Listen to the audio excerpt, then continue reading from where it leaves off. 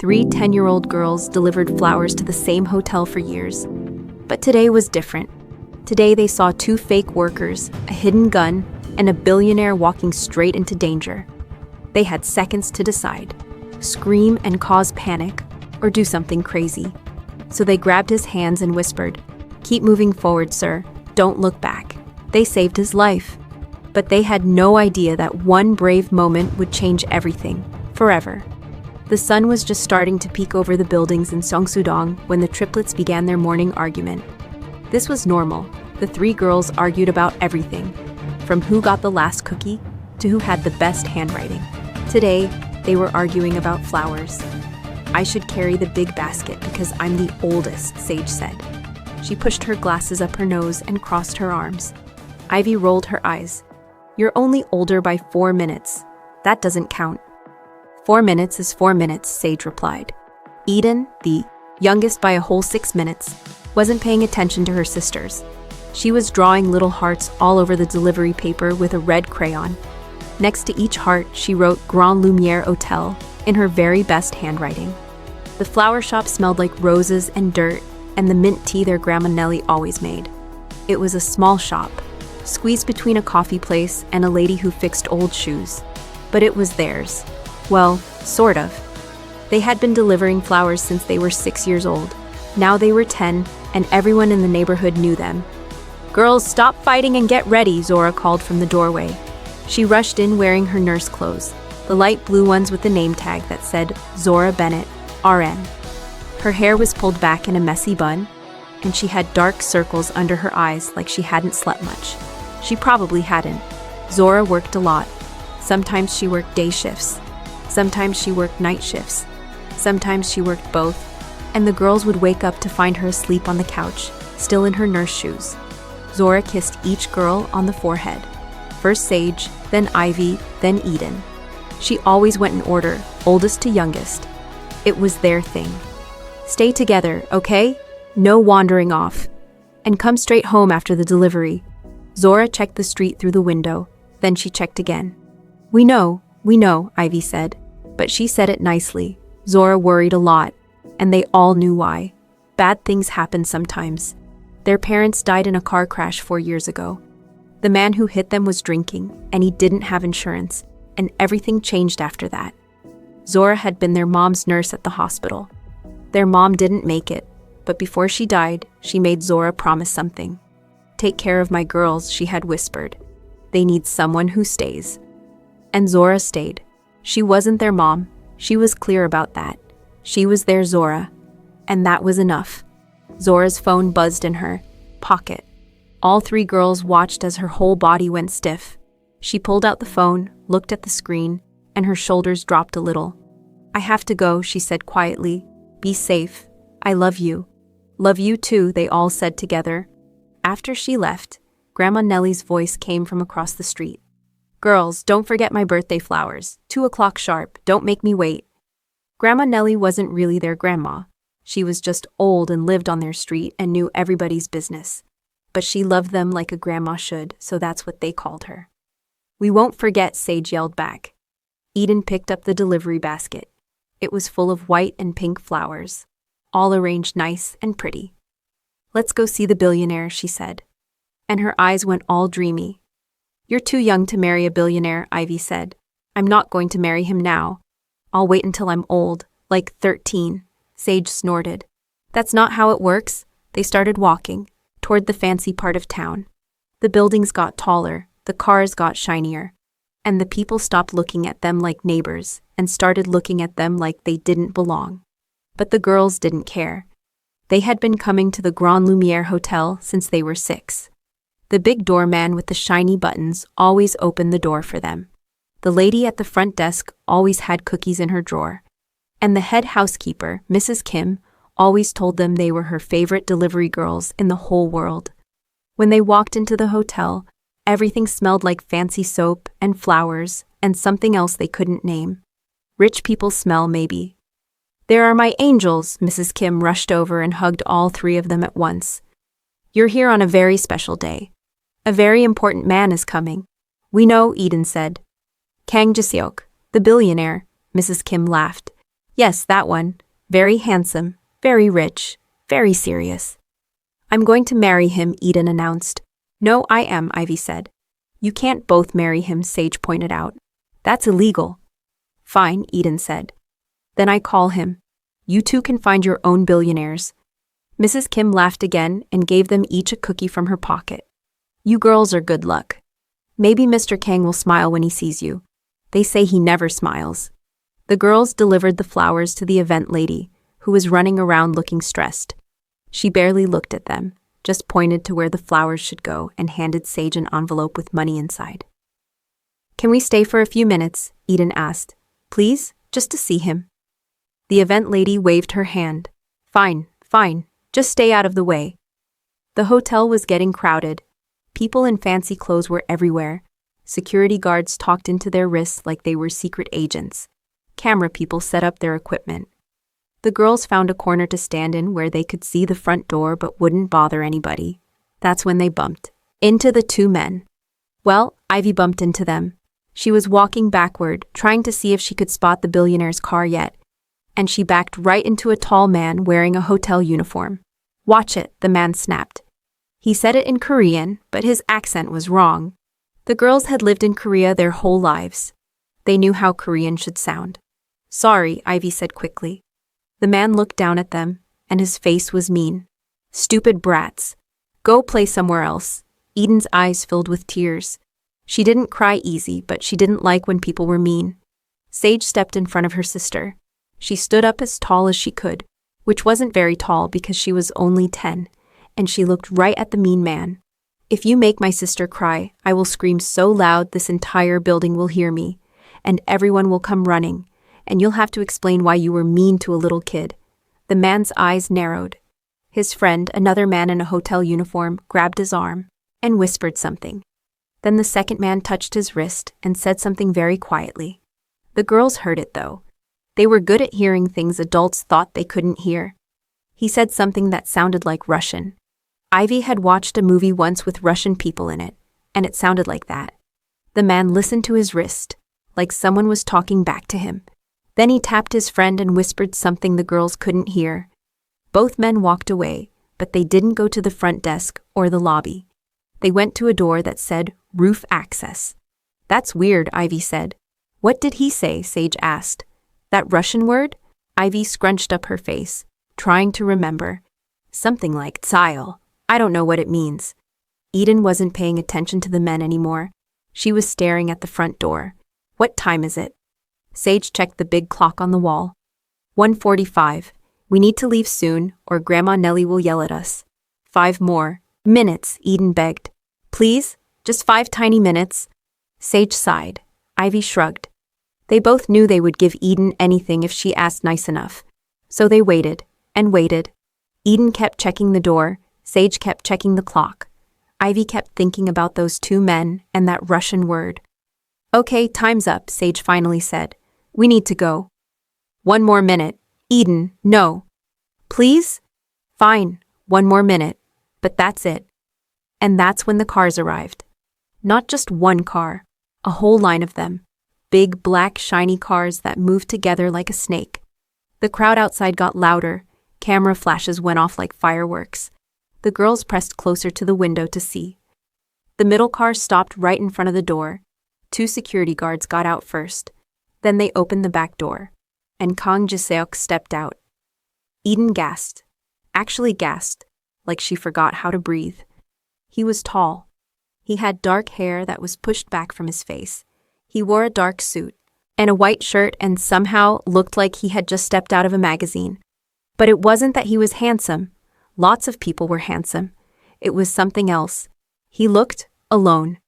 Even with all those people around him, all those cameras and guards and people trying to talk to him, he looked like he was alone. He looks sad, Eden whispered. And she was right. He did. I wish we had a daddy like him, Eden said. Not to her sisters, really. Just to the air, to the universe, to whoever might be listening. A rich, handsome daddy who could take care of us and Zora and make everything okay. Sage reached over and held Eden's hand. Ivy took the other one. They missed their daddy. They missed their mama. They missed having a normal family that didn't have to worry about money or deliveries or working double shifts. But they had each other, and they had Zora. And most days, that was enough. Jisuk started walking toward the door. The crowd moved with him. People shouted. Questions. Camera flashes kept going off. Okay, we need to leave, Sage said. Now, before we're late. But as they turned to go, Sage saw something. Just a flash of light from across the street. Like when the sun hits a mirror. Her brain, the brain that could do math problems high schoolers couldn't do, started working fast. Angle of light, distance, height, reflection point. Wait, she said. Ivy was already counting the hotel staff in the lobby. The concierges. The ones in the brown uniforms with the gold name tags. 1, 2, 3, 4, 5, 6, 7, 8, 9, 10, she counted. All 10 concierges are down here. So? Eden asked. So those 2 men were wearing concierge uniforms. But if all 10 real concierges are here, who were those men? Eden's brain worked different from her sister's. She remembered things, everything, every face, every name, every detail. It was like she took pictures with her mind. I've never seen those 2 men before, she said, and we've been coming here for 4 years. Sage looked back at the building across the street, at the roof, at the spot where she saw the flash of light. What's on that roof? She asked. Ivy squinted. I don't see anything. Look closer, near the big vent thing. Ivy looked, and then she saw it. A dark shape, a long, thin shape, a shape that looked wrong. Is that, Ivy said slowly, is that a gun? All 3 girls looked at each other. Outside, Kang Jaseok was walking closer to the door. The crowd was facing him, taking pictures of him. Nobody was looking at the building across the street. Nobody saw what the girls saw. We have to do something, Eden said. Like what? Ivy asked. If we scream, everyone will panic. People could get hurt. And what if we're wrong? What if it's not a gun? It's a gun, Sage said. Her voice was flat and sure. I calculated the angle. If someone shoots from that spot, they'll hit someone walking right where Mr. Kang is walking. We could tell security, Eden suggested. There's no time, Sage said. Look, Jaseok was almost to the door. In movies, Ivy said, thinking fast, snipers have trouble shooting moving targets, especially targets that move weird or unexpected. Sage's eyes got wide. You're right. If we can keep him moving, make him harder to hit. Maybe just until he gets inside. But how? Eden asked. Sage looked at their flower basket. There were 3 flowers left. White roses. Everyone loves kids, right? Sage said. Especially cute kids with flowers. What are you thinking? Ivy asked. We go out there. We each take a flower. We get close to him. We make him walk with us. We keep him moving. We get him inside. That's crazy, Ivy said. You have a better idea? Ivy didn't. Eden grabbed a flower from the basket. Let's go save our future daddy. Sage grabbed a flower. This is the worst plan I've ever had. Ivy grabbed the last flower. At least we'll die doing something cool. Nobody's dying today, Sage said firmly. They pushed through the door just as Jaseok reached the entrance. The crowd was thick, but people saw 3 little girls with flowers and smiled. They moved aside. Because who wouldn't move aside for 3 beautiful little girls? The triplets' hair was natural, puffed up in 3 perfect afros with little clips holding the sides back. They wore matching denim overalls and white shirts and light-up sneakers that blinked when they walked.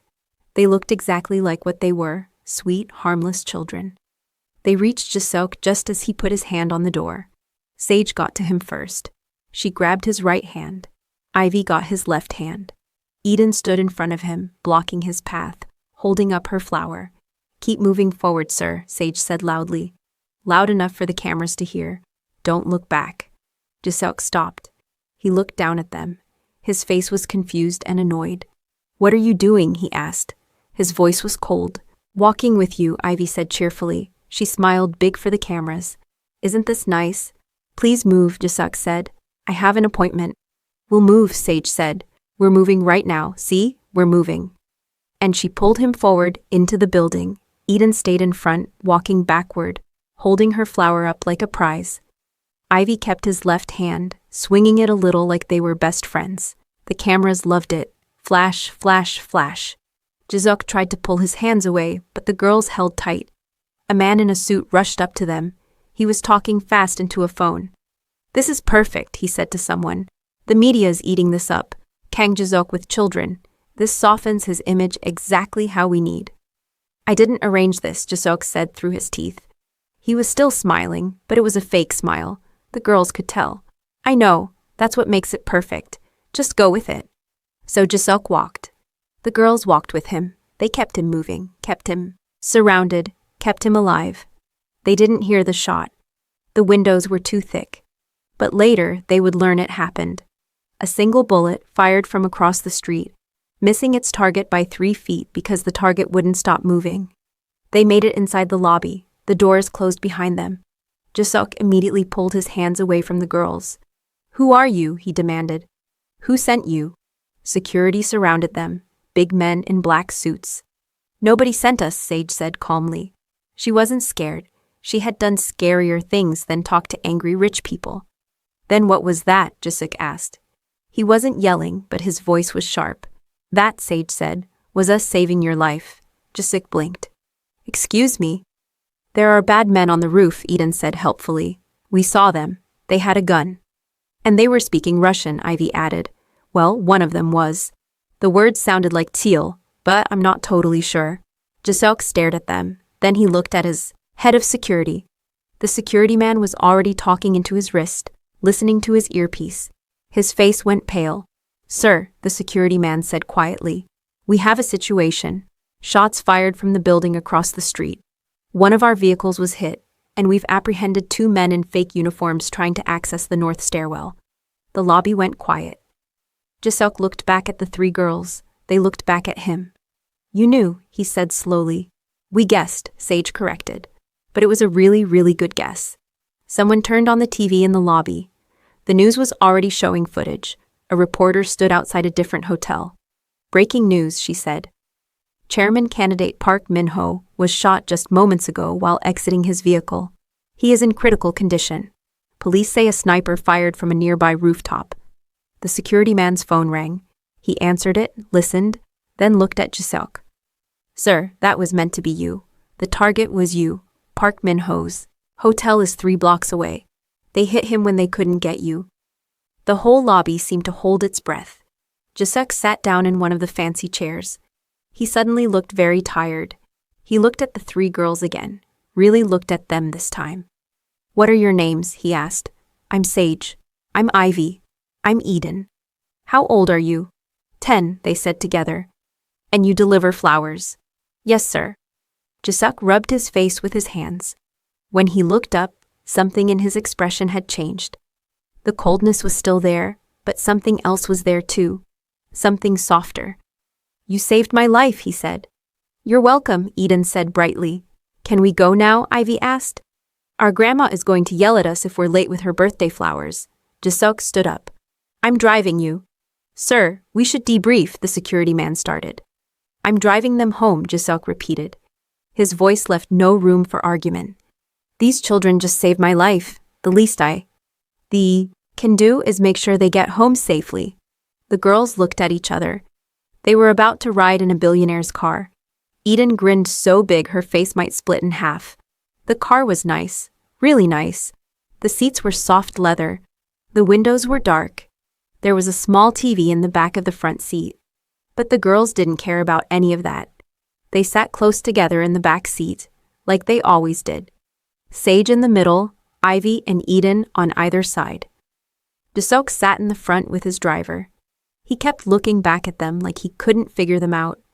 "Where do you live?" he asked. Sage gave him the address.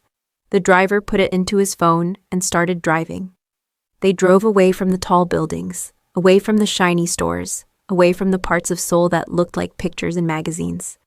They drove to Seongsu-dong, where the buildings were shorter and the paint was chipped and old ladies hung laundry from their windows. The car stopped in front of a small house. It was painted pale yellow, but the paint was peeling a little. The shutters didn't match. One was blue and one was green. But there were flowers everywhere, in pots, in boxes, hanging from hooks. Before Jisuk could say anything, the front door burst open. Zora ran out. She wasn't in her nurse clothes anymore. She was wearing jeans and an old sweater. Her hair was down, curly and wild around her face. She ran straight to the car, pulled open the door, and dropped to her knees on the sidewalk. "Oh my God," she said. Her voice was shaking. "Oh my God, oh my God." She pulled all three girls into her arms, squeezed them so tight they could barely breathe. "I saw the news," Zora said into their hair. "I saw the guns. I saw the police. I thought. She couldn't finish. Her voice broke.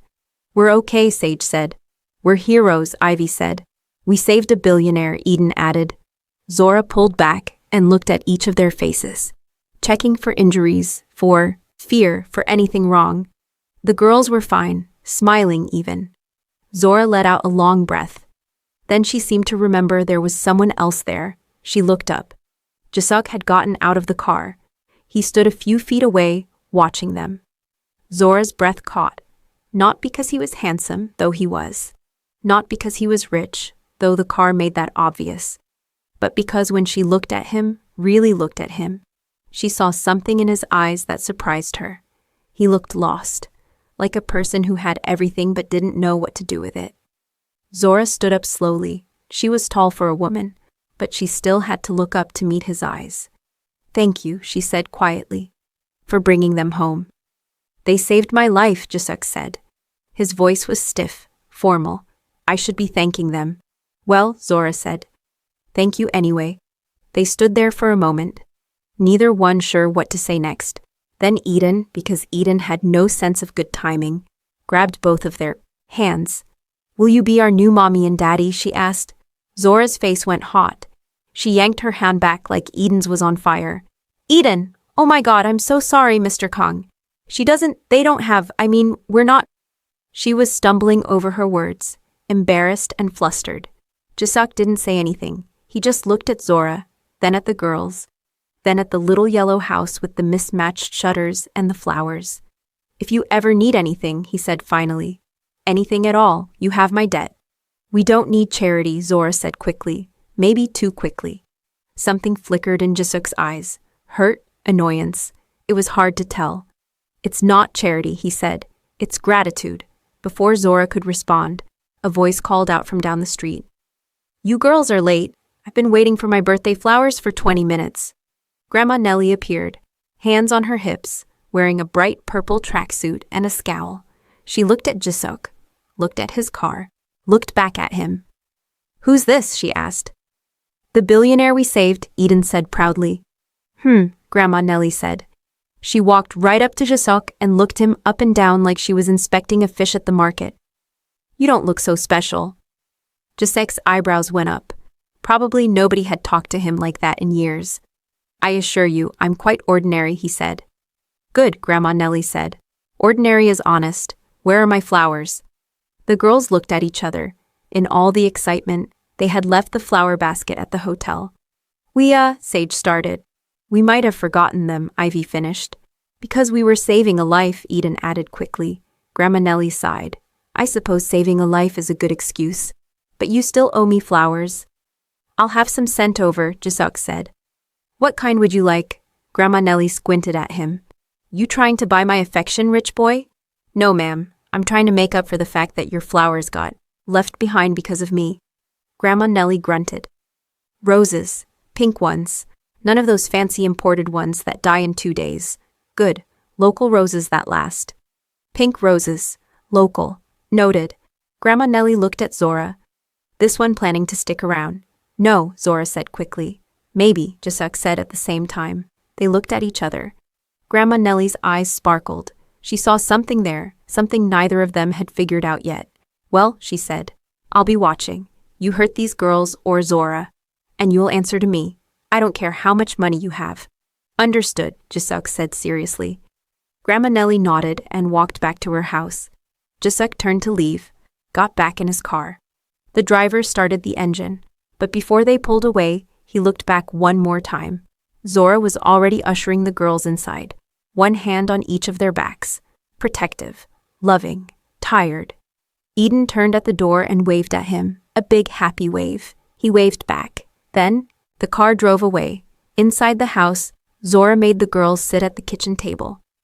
"Tell me everything," she said, "and don't leave anything out. So they told her. About the mean men in fake uniforms. About the Russian words. About seeing the gun. About their plan to keep Jisok moving. Zora listened to all of it.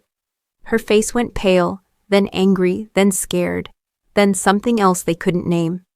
When they finished, she put her head in her hands. You could have died, she whispered.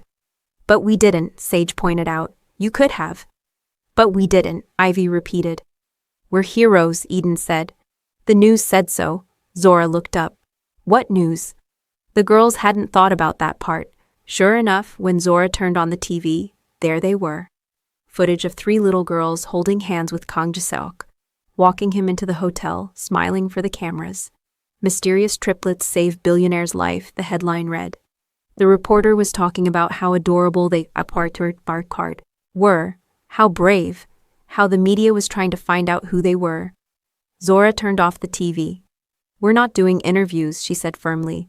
But we're famous, Eden protested. You're 10. You're not doing interviews. Can we at least tell people at school? Ivy asked. No.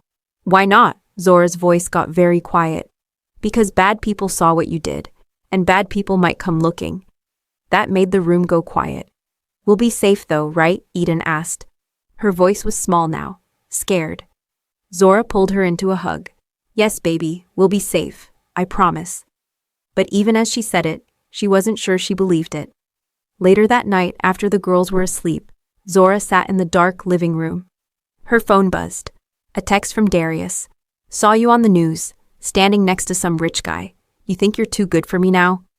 Her stomach dropped. She didn't answer. The phone buzzed again. I'm coming over, she texted back quickly. The girls are asleep. Not tonight. Then come outside. Zora closed her eyes. She was so tired. Tired of being scared. Tired of walking on eggshells. Tired of making excuses. But she went outside anyway. Darius was waiting by the fence. He smiled when he saw her, but it wasn't a nice smile. So, he said, You're friends with billionaires now? He's not my friend. He just gave the girls a ride home. Right, because billionaires do that all the time. Darius, please, it's been a long day. He stepped closer. You embarrassed me. Everyone saw you on TV, standing there looking all interested. I wasn't. Don't lie to me. His hand shot out and grabbed her wrist, the same wrist he'd grabbed before. The bruise was already there. He knew it. He pressed down anyway. Zora bit her lip to keep from crying out. If she woke the girls, they'd come outside. And they couldn't see this. You're mine, Darius said quietly. Don't forget that. Then he let go and walked away. Zora stood there in the dark, holding her wrist, trying not to cry. Inside the house, 3 little girls slept peacefully. They didn't know their Zora was hurting. They didn't know she was trapped. They didn't know she stayed because she thought leaving would make everything worse. All they knew was that they loved her, and she loved them. And love was supposed to be enough. But sometimes, love needs help. And help was coming, even if none of them knew it yet. 3 days passed before Jaseok came back. The girls were at the flower shop after school, doing their homework at the small table in the back. Sage was helping Eden with math, even though Eden's math was supposed to be for 4th graders, and Sage was doing problems that looked like they belonged in high school. Ivy was practicing her Korean pronunciation with a drama playing on her phone. She had earbuds in and kept repeating the same phrase over and over, trying to get the tone just right. The bell above the door jingled. All 3 girls looked up at the same time. Kang Jaseok stood in the doorway. He looked different without all the cameras and security guards. He was wearing dark jeans and a simple black sweater. His hair wasn't slicked back anymore. It fell a little over his forehead, making him look younger. He also looked uncomfortable, like he wasn't sure he should be there. Eden's face lit up like Christmas morning. She jumped out of her chair and ran to him. You came back, she shouted, throwing her arms around his waist. Jaseok froze. His arms came up like he was going to hug her back. But then he just stood there, stiff and awkward. Sage and Ivy walked over more slowly. Hi, Mr. Kang, Sage said. Did you get in trouble? Ivy asked. For almost getting shot? Jaseok blinked. That's an interesting question. Well, did you? No, but my security team did. That's not fair, Sage said. We're the ones who saw the bad guys. Your security should have seen them first. I agree, Jisuk said. That's why I hired a new team. Eden finally let go of him. Do you want to see our flower shop? We own it. Well, sort of. We run it. The lady who really owns it is nice and lets us do most of the work because we're good at it. I'd like that, Jisuk said. So the girls gave him a tour. It wasn't a big shop, so the tour didn't take long. But they showed him everything. The cooler where they kept the flowers fresh. The ribbons in every color. The cards people could pick from. The delivery basket they used. We make enough money to help Zora, Eden explained.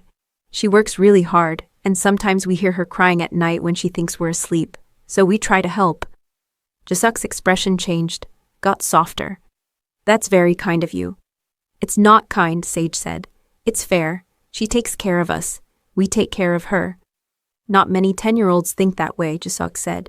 Not many 10-year-olds lost their parents, Ivy said quietly. The shop got quiet after that. Jisuk sat down at their homework table. He looked at Sage's math homework.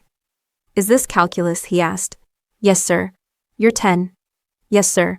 How? Sage shrugged. Numbers make sense to me. People don't always make sense, but numbers do. Jisuk picked up her paper and looked at her work. She had gotten one problem wrong. Here, he said, pointing. You forgot to carry the negative. Sage looked. Oh, you're right, thank you. Ivy pulled out one of her earbuds. Mr. Kang, can you help me with Korean? I'm trying to learn, but the pronunciation is really hard. What are you trying to say? Ivy repeated the phrase from her drama. It came out choppy and uncertain. Jiseok smiled. Actually smiled. You're close, but the tone goes up at the end, not down. Like this. He said the phrase perfectly. Ivy tried again. Better this time. Good, Jiseok said. Why are you learning Korean? Because we live in Korea, Ivy said, like it was obvious. Our mom was Korean. Our dad was American. We understand Korean pretty well, but speaking it is harder. Your mom didn't teach you. The girls got quiet again. She died when we were 6, Eden said softly. We remember some things she taught us, but not everything. Jiseok looked like he wanted to say something, but didn't know what. So he said nothing. Eden pulled out her drawing notebook and flipped to a page. I drew you, she said, showing him. It was a picture of that day at the hotel. Jiseok in the middle, 3 little girls holding his hands, flowers everywhere. At the top, in careful letters, Eden had written, the day we saved our future daddy. Jiseok stared at the picture for a long time. Then he did something that surprised everyone, including himself. He laughed. Not a polite laugh, not a fake laugh. A real one.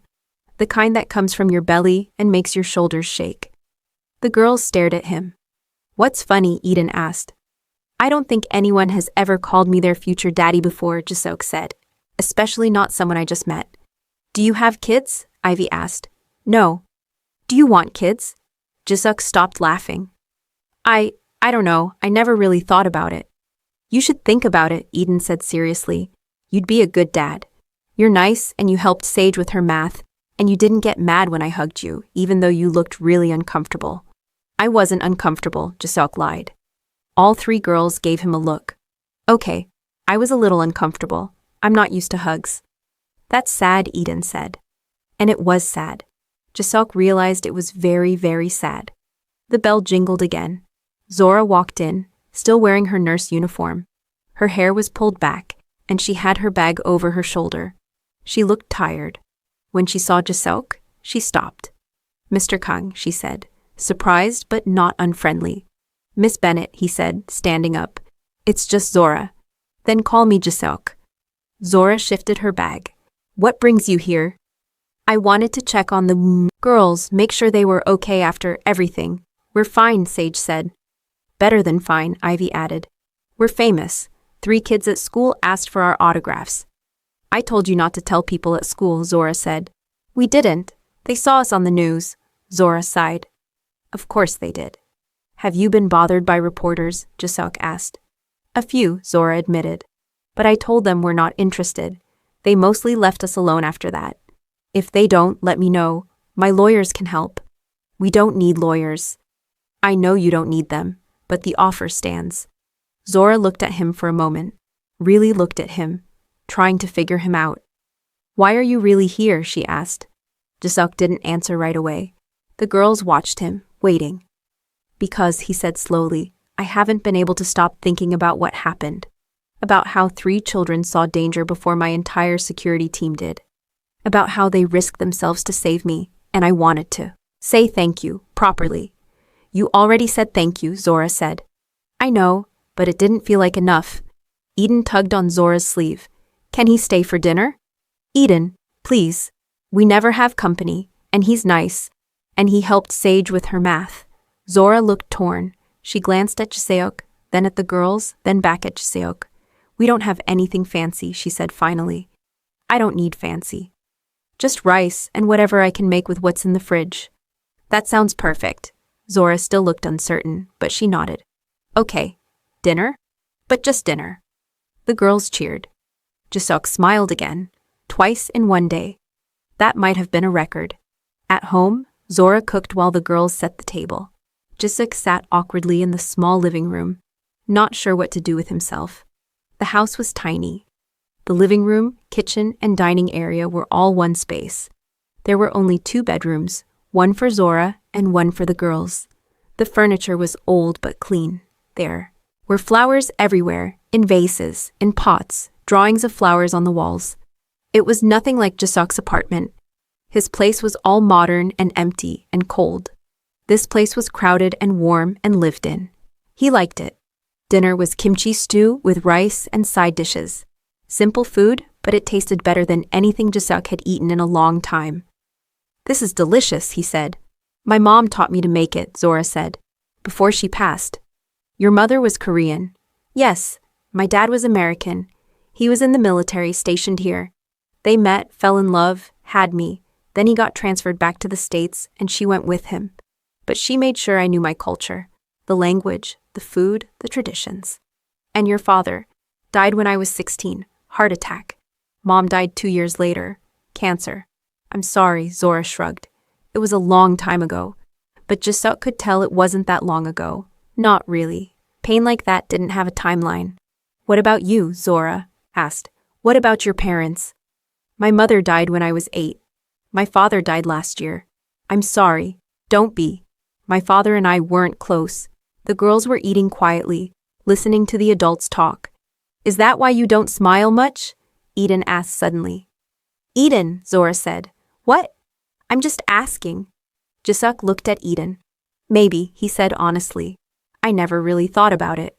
"You should smile more," Eden said. "You look nice when you smile."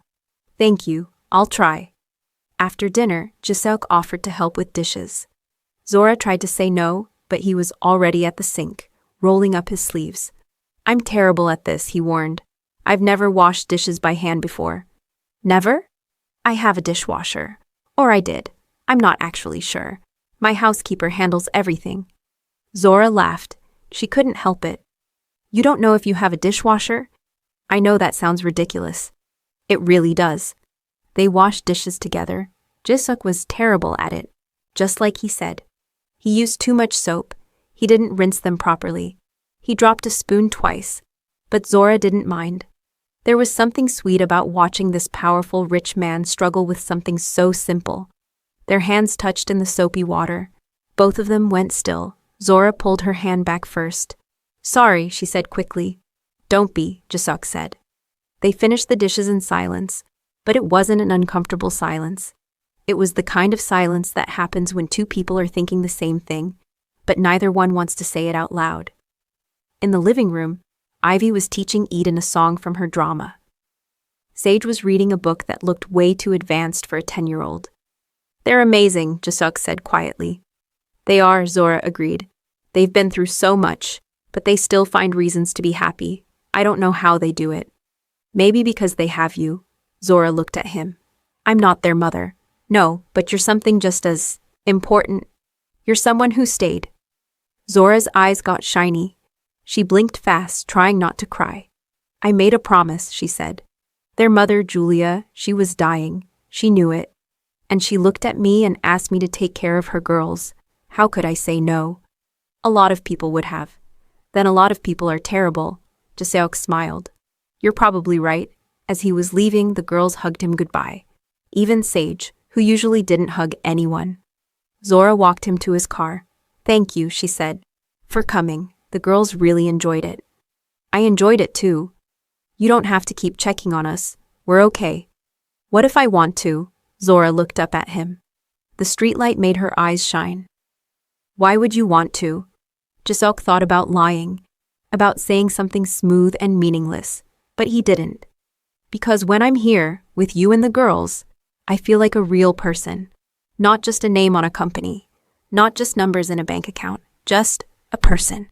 Zora didn't know what to say to that. "I should go," Jisuk said. "Okay. Can I come back?" "I don't think that's a good idea." "Why not?" Zora wrapped her arms around herself. "Because people like you don't stay in neighborhoods like this. And those girls, they've lost enough already. I can't let them get attached to someone who's going to leave." "What if I don't leave?" "Everyone leaves eventually." "Not everyone. You don't know that." Jisuk wanted to argue, but he could see she wasn't ready to hear it. "Good night, Zora," he said. "Good night, Jiseok." He got in his car and drove away, but he looked back 3 times before he turned the corner. Inside the house, Eden was at the window, watching him leave. "He's going to come back," she said. "How do you know?" Ivy asked. "Because he looked back. People who look back always come back." Sage closed her book. "That's not scientifically accurate." "Maybe not, but it's true anyway." And Eden was right. Jisuk came back the next week. And the week after that. And the week after that. Sometimes he brought groceries. Zora argued every time, but he kept bringing them anyway. The girls would squeal when they saw the bags, and Zora would scold them for encouraging him, but she never made him take the food back. Sometimes he helped Sage with her homework. She was learning things even her teacher didn't understand, but Jisuk could keep up. Sometimes he practiced Korean with Ivy. Her pronunciation got better every week. Sometimes he just sat and listened to Eden tell him stories about her day. She talked a lot, and he was learning to like it. And sometimes, when the girls were busy with something else, he and Zora would talk about small things, about big things, about everything and nothing. Zora started to smile more, started to look less tired, started to let her guard down just a little, but Darius noticed. He always showed up late at night when the girls were asleep, and every time he got a little meaner. "You think you're too good for me now?" he'd say. "You think your rich boyfriend is going to save you?" "He's not my boyfriend," Zora would say. "Then what is he?" "A friend." "Friends don't look at each other the way you two look at each other." And maybe Darius was right. Maybe the way Jiseok looked at Zora was more than friendship. Maybe the way Zora looked back was too. But she was too scared to admit it. Scared of what Darius would do. Scared of what hoping for more might cost her. Scared that if she reached for something good, it would be taken away. At his office, Jisuk couldn't focus on work. His assistant brought him reports. His lawyers brought him contracts. His board members brought him problems. But all he could think about was a small yellow house with mismatched shutters and 3 little girls who made him feel human. He called his head of security. "I need information on someone," he said. "Who?" "Zora Bennett and 3 girls. Sage, Ivy, and Eden. Last name, I don't actually know." "Their last name is Williams," his assistant said. She'd been listening. "I already pulled the file." She handed him a folder. Jisuk opened it and read. "Julia and Marcus Williams. Died 4 years ago. Car accident. Drunk driver, uninsured. Left behind 3 daughters. Zora Bennett, 26 years old. Nurse at Seoul National Hospital. Was Julia Williams's nurse during her final days. Made a promise to care for the children. No official guardianship. No financial support from the state. Living on a nurse's salary and whatever the girls made from their flower deliveries. Zora's parents, both deceased. No siblings. No other family. The girls ran their small flower business after school and on weekends. Smart, well-behaved, well-loved by their community." Jisuk closed the folder. His chest felt tight. That feeling was happening more and more lately. "Sir, are you all right?" his assistant asked. "I'm fine." "You don't look fine?" Jisuk looked up at her. "Do you have children?" His assistant blinked, surprised. "Yes, sir. 2 boys." Do you love them?" "Of course." How do you know? She smiled. Because the thought of anything happening to them makes me want to stop breathing. Because their happiness matters more than my own. Because I'd give up everything if it meant they were safe and loved. Jisuk nodded slowly. That's what Zora felt for those girls. That's what those girls felt for each other. And somewhere, slowly, he was starting to feel it too. His lawyer called later that day. I need to remind you about the will, the lawyer said. You have 8 months left to fulfill the marriage requirement. I know. Have you given any thought to potential candidates? Jisuk thought about Zora, about the way she laughed at his terrible dishwashing, about the way she hugged the girls when she came home from work, about the way she looked at him when she thought he wasn't watching. Maybe, he said. Maybe isn't a plan, sir. I know. Your uncle is circling. If you don't fulfill the requirements, he'll take over the company, and you know what he'll do. Jisuk knew. His uncle would destroy everything his father built. He'd fire thousands of employees. He'd sell off pieces of the company to the highest bidder. He'd run it into the ground and walk away rich. I won't let that happen, Jisuk said. Then you need to get married. Soon. After the lawyer hung up, Jisuk sat in his office and thought. His father's will had seemed cruel at first. Marry someone kind. Raise children who know love. Prove you're more than just a cold businessman. But maybe his father had known something Jisuk didn't. Maybe his father had known that Jisuk was becoming just like him, empty, alone, rich in everything except the things that mattered. Maybe the will was a gift, not a punishment. A gift that looked like 3 little girls with matching afros and a woman who kept promises even when they were hard to keep. 2 weeks later, Jisuk showed up at Zora's house with bags of groceries. She opened the door and immediately looked annoyed. Jisuk, I told you to stop bringing food. I know. So why do you keep doing it? Because you work double shifts and barely sleep, and I can help with this one small thing. Please let me. Zora sighed. You're impossible. I've been told that before. She let him in. The girls attacked him with hugs. This was normal now. He'd gotten better at hugging back. Guess what? Eden said. There's a festival this weekend, in the neighborhood. Will you come? Eden, Mr. Kang is busy, Zora said. Actually, I'm free, Jisuk said. You're the CEO of a company. You're never free. I'm making myself free. Zora gave him a look. You don't have to do that. I want to. The girls cheered. Grandma Nellie appeared at the door. She never knocked, just walked in like she owned the place. Rich, boy, she said. You're here again. Yes, ma'am. You planning to marry our Zora? Or are you just wasting her time? Grandma, Zora's face went red. Jisuk didn't look embarrassed. I'm not wasting her time. That's not an answer. It's the only answer I have right now. Grandma Nellie studied him. Then she nodded. Fair enough. But don't take too long. Good women don't wait forever. After she left, Zora buried her face in her hands. I'm so sorry, she said. Don't be. She's right. Zora looked up. About what? About not taking too long. Their eyes met. Something passed between them. Something warm and scary and new. I should put these groceries away, Zora said quickly, breaking the moment. Jisuk helped. They worked side by side in the small kitchen, not talking much, but comfortable in the silence. The festival came on Saturday. The whole neighborhood turned out. There were food stalls and games and music. String lights hung between the buildings, making everything glow soft and pretty. The girls had begged both Zora and Jisuk to come. Separately. Neither one knew the other would be there until they showed up. You planned this, didn't you? Zora asked the girls. All 3 of them smiled innocently. We just wanted you both to have fun, Sage said. Together, Ivy added. As a family, Eden finished. Zora sighed. Jisuk tried not to smile and failed. Come on, he said. We're already here. Might as well enjoy it. The girls ran ahead, promising to stay where Zora could see them. That left Zora and Jisuk walking through the festival alone. It was strange and nice at the same time. They played games at the stalls. Jisuk was terrible at all of them.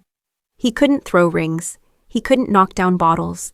He couldn't even pop balloons with darts. Zora won a stuffed bear at the ring toss on her first try. How did you do that? Jisuk asked. Skill, Zora said, grinning. He liked when she grinned. It made her look younger, less tired. more like the person she probably was before life got hard. They shared tteokbokki from a street cart. The spicy rice cakes made Jiseok's eyes water. Too hot? Zora asked. No, he lied, even though his mouth was on fire. She laughed and handed him her water. It's okay to admit when something is too much. He took the water and drank half of it. I'm not good at that. At admitting things? At admitting when I need help. Zora looked at him. Nobody's good at that, but the people who learn usually end up happier. They walked more, talked more. The conversation got deeper. Zora told him about the girl's mother, about the promise she made, about how scared she was that she wasn't doing enough. You're doing everything, Jiseok said. Those girls are happy and healthy and kind. That's because of you. Sometimes I wonder if they'd be better off with a real family. 2 parents, a stable home. Not just me scrambling to make ends meet. They have a real family. They have you. And you're enough. Zora's eyes got wet. Thank you for saying that. I mean it. They stopped walking. They were standing under the string lights, and the music from the festival played softly in the background. Can I tell you something? Jiseok asked. Okay. My father's will has a clause. I have to be married within a year, or I lose the company. Zora's breath caught. That's wow. I have 8 months left. Do you have someone in mind? Jiseok looked right at her. Maybe. Zora's heart was pounding. She could feel it in her throat, in her fingers, everywhere. Jiseok, fireworks exploded overhead. The crowd pressed forward to see. People pushed past them, excited and loud. Jiseok and Zora ended up standing very close together. Close enough that she could feel the warmth from his body. Close enough that she could see the tiny scar on his chin. Close enough that if either one of them moved just a little, they would be touching. Zora, Jiseok said quietly. Yeah? I need to tell you something. We won a goldfish. Eden's voice cut through the crowd. The moment broke. The girls ran up, Eden holding a small plastic bag with a tiny orange fish inside. Look, we won. Can we keep it, please? Zora stepped back from Jiseok. Her face was flushed. Yes, we can keep it. We're going to name it Mr. Bubbles, Ivy announced. Sage was already calculating. We'll need a bowl, and food, and we should research proper goldfish care. We'll figure it out, Zora said. She didn't look at Jiseok. He didn't look away from her. The walk home was full of the girls chattering about Mr. Bubbles and the games they'd played and all the food they'd eaten. When they got to Zora's house, someone was waiting, Darius. He was leaning against the fence, arms crossed, face dark with anger. Zora stopped walking. The girls stopped too. Inside, Zora told them quietly. But, inside, now. Sage grabbed her sister's hands and pulled them toward the house. But they didn't go all the way inside. They stood at the window, watching. Jiseok stayed where he was. So, Darius said, this is what you do when I'm not around? Play house with some rich guy? Darius, please. Not here. Why not here? Embarrassed? Jiseok stepped forward. Who are you? Darius looked him up and down. I'm her boyfriend. Who are you? A friend. Right. That's why you're at festivals together. That's why you're at her house all the time. Just friends. What I do and who I see is my business, Zora said. Her voice was shaking, but firm. Wrong. You're my girlfriend. That makes it my business. Jiseok stepped between them. I think you should leave, Darius laughed. You think you can make me. I don't want to, but I will if I have to. Darius moved fast. He reached around Jiseok and grabbed Zora's arm. The same arm he always grabbed. The one with bruises. Zora gasped in pain. That's when Jiseok saw it. The way she flinched. The way her face went pale. The way she tried not to cry out. Something cold and sharp filled his chest. He grabbed Darius's wrist. Let her go. Or what? Or I'll make you regret it. Darius shoved Zora aside. She stumbled but caught herself. He got in Jiseok's face. You think your money scares me? No, but it should. Grandma Nellie's voice rang out from down the street. Boy, you got 3 seconds to get off my street before I call the police. She was walking toward them with a baseball bat in her hands. Neighbors' lights turned on. Doors opened. People came out. Darius looked around. He was outnumbered. This isn't over, he said to Zora. We're going to talk. No, Zora said. We're not. We're done. You don't get to decide that. Yes, I do. Leave, and don't come back. Darius's face twisted with rage. But he left. As soon as he was gone, Zora's legs gave out. Jisuk caught her before she fell. I've got you, he said. Softly. I've got you, Zora was shaking. I'm sorry, I'm so sorry, don't apologize. None of this is your fault. The girls burst out of the house and ran to them. Zora, Eden was crying. I'm okay, baby, I'm okay. But she wasn't okay. Her wrist was already swelling, already turning purple. We need to get you to a hospital, Jiseok said. No, I'm fine. Zora, I said I'm fine. Grandma Nellie appeared.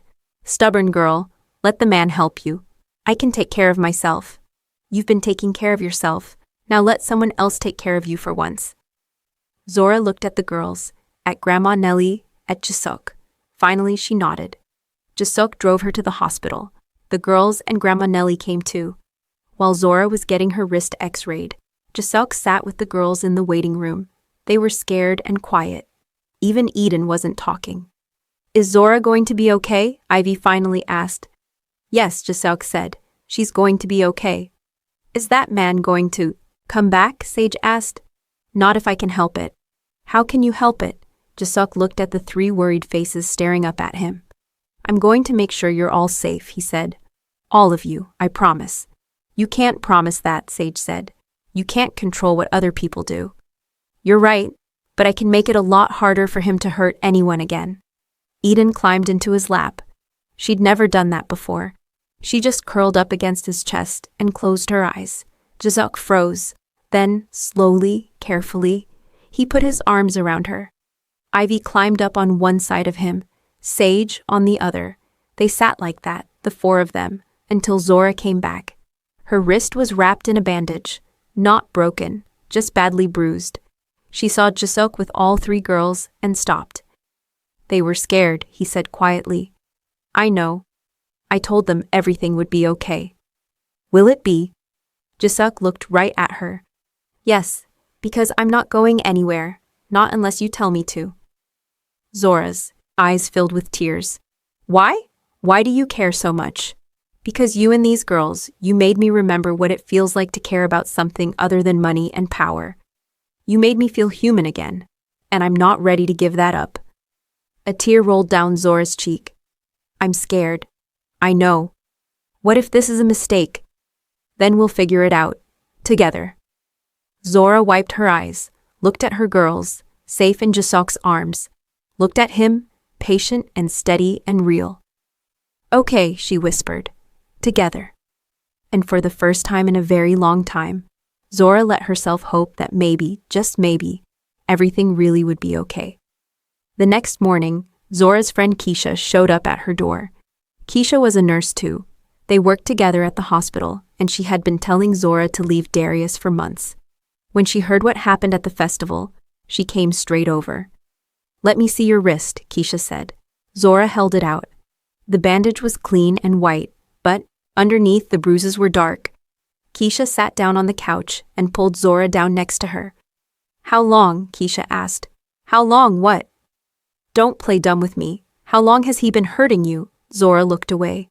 A while. Define a while. 6 months, maybe more. Keisha closed her eyes and took a deep breath. And you didn't tell me. I was handling it. By letting him grab you? By hiding bruises? That's not handling it, Z. That's surviving it, and barely. I didn't want to make things worse. The girls need stability. I can't add more chaos to their lives. The girls need you alive and healthy, not broken down and scared. Zora's eyes filled with tears. I don't know what to do. Yes, you do.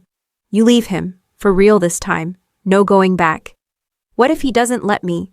Then you get help. You call the police. You get a restraining order. You let that billionaire with the fancy lawyers handle it. Zora looked up. Jisuk? Yes, Jisuk, the man who looked ready to fight your boyfriend with his bare hands. The man who drove you to the hospital and sat with your girls all night. The man who looks at you like you hung the moon. He doesn't look at me like that. Keisha gave her a look. Girl, everyone can see it except you. That man is in love with you. That's crazy, we barely know each other. You know each other enough. And more importantly, he knows those girls. He loves them. I saw the pictures Sage posted on her school project. Him helping with homework, him at the flower shop, him playing games at the festival. That's not a man who's just being polite. That's a man who's building a family. Zora put her face in her hands. I'm scared. Of what? Of hoping, of thinking maybe I could have something good. Because every time I hope for something, it gets taken away. My parents, the girls' parents, every good thing I've ever had. Keisha wrapped her arm around Zora's shoulders.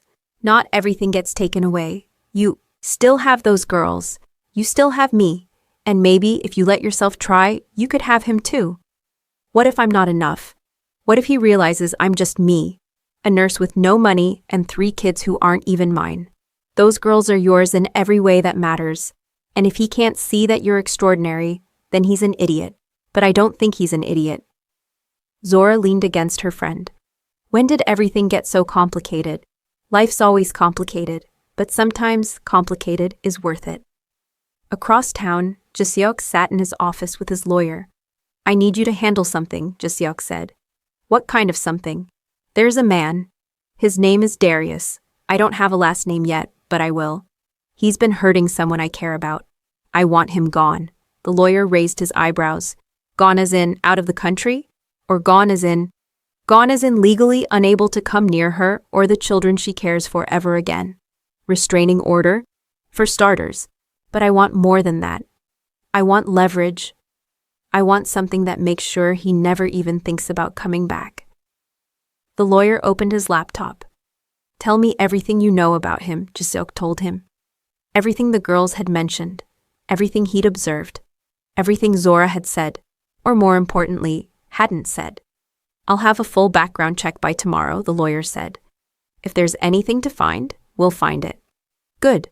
Sir, can I ask you something? Go ahead. Is this about the will? The marriage requirement?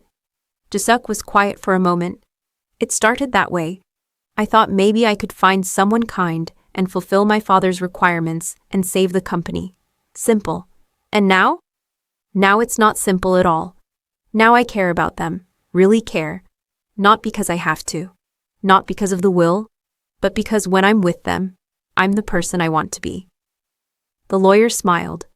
Your father would be proud. I doubt that. I knew your father for 30 years. He wasn't a warm man, but he loved you. And that will? It wasn't punishment. It was hope. Hope that you'd find what he never could. Jaseok looked out the window. What's that? A reason to live instead of just exist. That afternoon, Jaseok went to the hospital where Zora worked. He waited in the cafeteria, drinking terrible coffee and watching nurses and doctors rush past. When Zora came down for her lunch break, she saw him and stopped. What are you doing here? She asked. Waiting for you. She sat down across from him. You can't keep showing up at my job. Why not? Because people talk. Let them talk. Zora looked tired, more tired than usual. What do you want, Jaseok? I want to help. You keep saying that. Because I mean it. Zora picked at her sandwich. You can't fix everything. I know. But I can fix some things, like making sure Darius never hurts you again. I told him we're done. He'll move on eventually. Will he? Zora didn't answer. Let me help, Jaseok said again. Please? My lawyers can get a restraining order. They can make sure he stays away from you and the girls. And what does that cost me? Nothing. Everything costs something.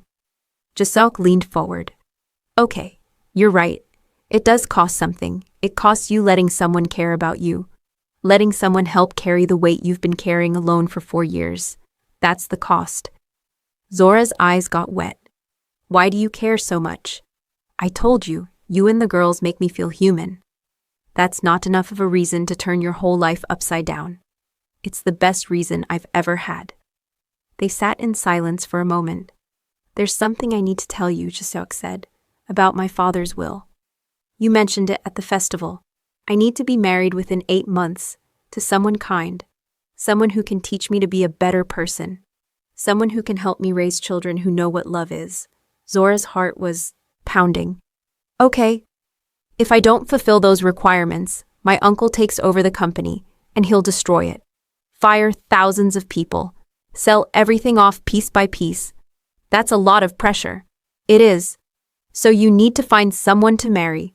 I already found her. Zora's breath caught. Jisuk. I'm not asking, not yet. I'm just telling you, so you know. So you understand that when I say I care about you and the girls, it's not just words. It's real, and it's not going away. Zora didn't know what to say. I should get back to work, she finally said. Okay, but thank you for telling me. Will you think about it? About what? About letting me help? About letting this be real? Zora stood up. I'll think about it. It took Jisuk's lawyers 2 days to find everything they needed on Darius. Turned out he had a lot of secrets. Unpaid debts. A warrant from another city for assault. A gambling problem that had him owing money to some very dangerous people. Jisuk's lawyer arranged a meeting. They met at a coffee shop. Darius showed up looking annoyed and suspicious. What do you want? He asked. Jisuk slid a folder across the table. Open it. Darius opened the folder. His face went pale as he flipped through the pages. Where did you get this? That doesn't matter. What matters is what happens next. Are you threatening me? I'm giving you a choice. Sign the restraining order, leave Seoul, start over somewhere else, and all of this stays buried. And if I don't, then my lawyers make sure every person you owe money to knows exactly where to find you. And they make sure the police know about that warrant. And they make sure you spend the next few years in a cell instead of on the street. Darius's hands shook. You can't do this. I can, and I will, unless you sign. The lawyer pushed a pen and papers across the table. Darius stared at them. She's not worth this. You know that, right? She's broken. She's got baggage. 3 kids who aren't even hers. Jisuk's voice went cold. Those children are more hers than you'll ever understand. And she's not broken. She's strong. Stronger than you'll ever be. You think you're better than me because you have money? No, I think I'm better than you because I don't hurt people I claim to care about. Darius grabbed the pen and signed. His handwriting was angry, the letters sharp and jagged. There, happy, ecstatic. Now leave. And if you ever come near Zora or those girls again, money will be the least of your problems. Darius stood up and left without another word. Jisuk sat there for a moment, letting the anger drain out of him. His lawyer put the papers in his briefcase.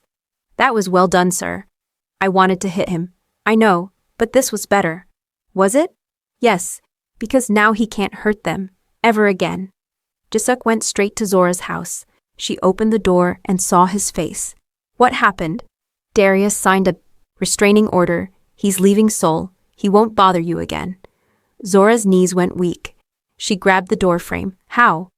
Let's just say he had more to lose than he thought. Jisuk, what did you do? What I had to. Zora pulled him inside and closed the door.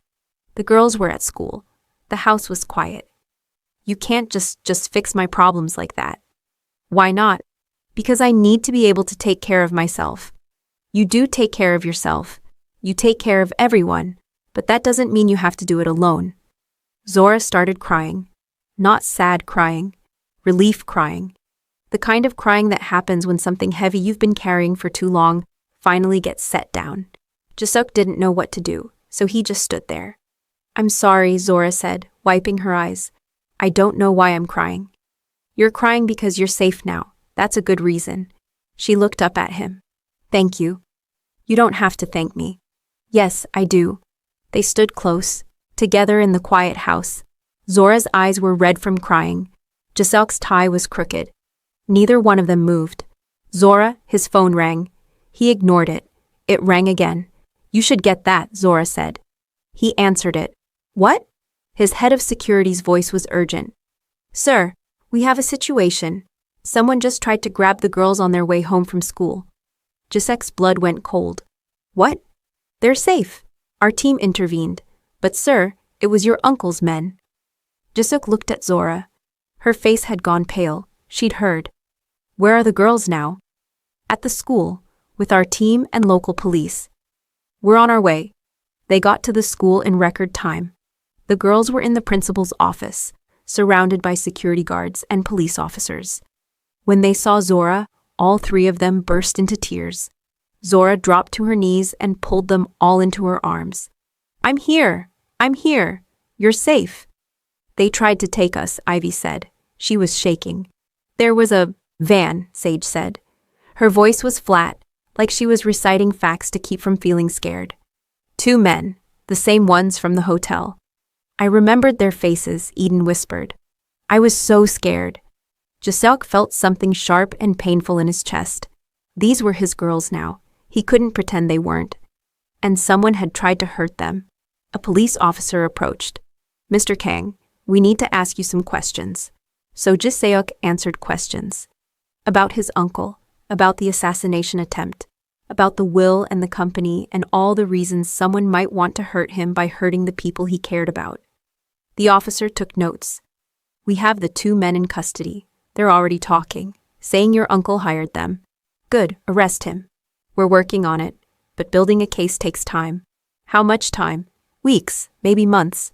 And in the meantime, these children are targets. The officer looked uncomfortable. We'll increase patrols in the neighborhood. That's not enough. After the police left, Jiseok, Zora, the girls, and Grandma Nellie sat in Zora's living room. We need to talk about what happens next, Jiseok said. What do you mean? Zora asked. My uncle knows about you now, about the girls. He'll try again. So what do we do? I have a safe house. It's secure, private, protected. You'd all be safe there. We can't just leave, Zora said. The girls have school. I have work. This is our home. Your home isn't safe anymore, Sage spoke up. Actually, I think we should go. Everyone looked at her. I did the math, Sage said. If we stay here, the risk of another attempt is really high. If we go to the safe house, the risk drops significantly. Since when do you talk like that? Ivy asked. Since bad men tried to kidnap us. Eden was quiet.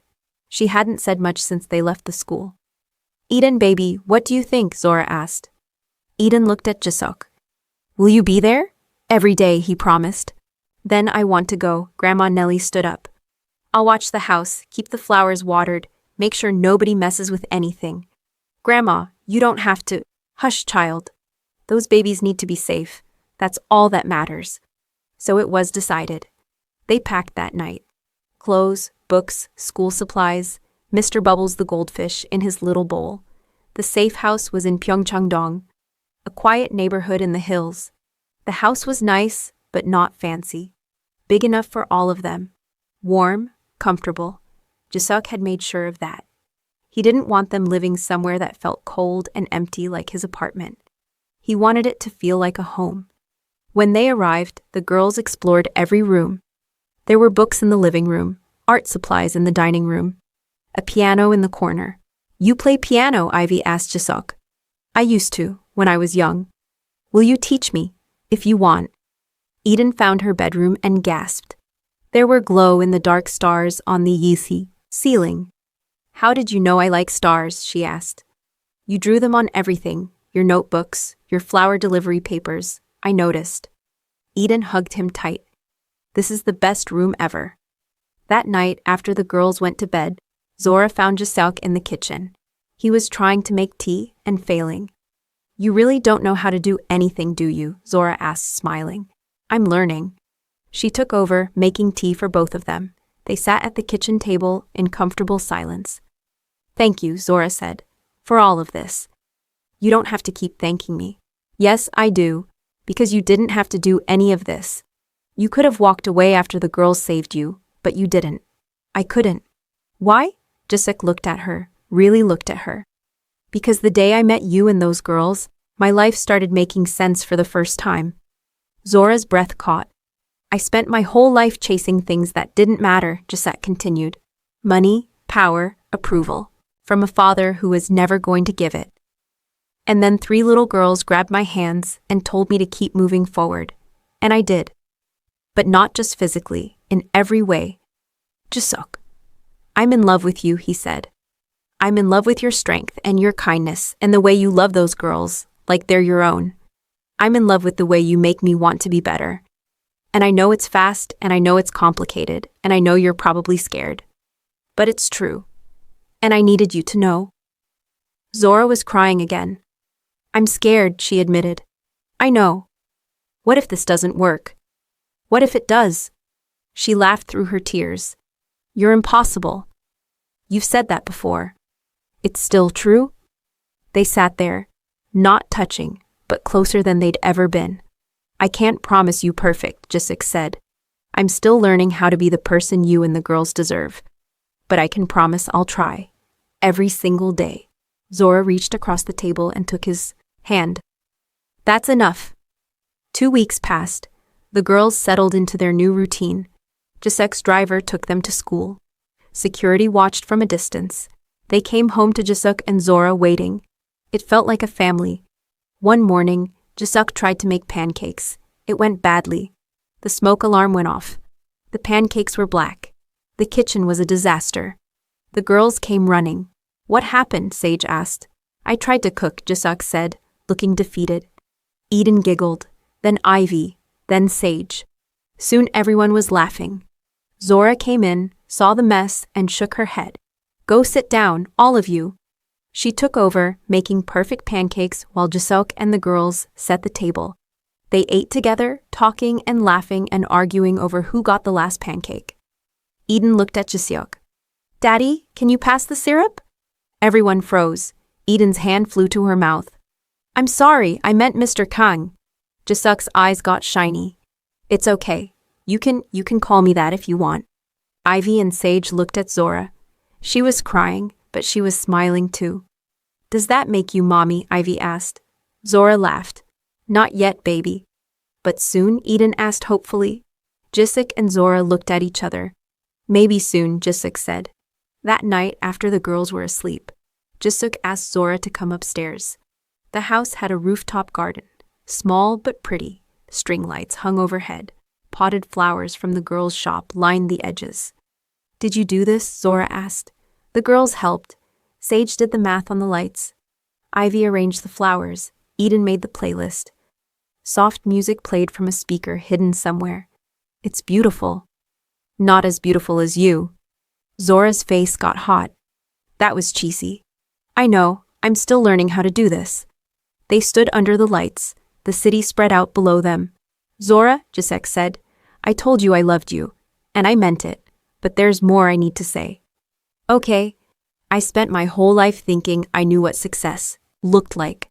Money, power, respect. But I was wrong. Success is 3 little girls who trust me to keep them safe. Success is a woman who makes me want to be better. Success is waking up and knowing I matter to someone, really matter. He got down on one knee. Zora's hands flew to her mouth.